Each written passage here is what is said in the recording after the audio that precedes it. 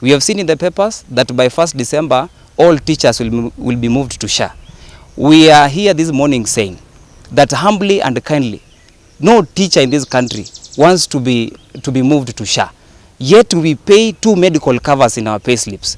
So we are giving this morning 2 proposals. Number 1, if we are going to be moved to SHA by 1st December, let it be noted that all teachers want is a comprehensive medical cover, so that a teacher can move to any hospital in this country and seek for medical services. And if the comprehensive cover is not on the table, what we are humbly requesting the government is very simple, and our union leaders.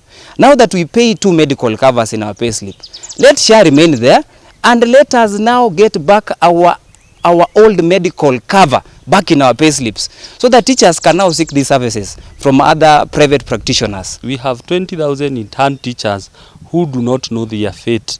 Their contract is about to end in 2 months' time. The government, together with the employer and the union, are silent.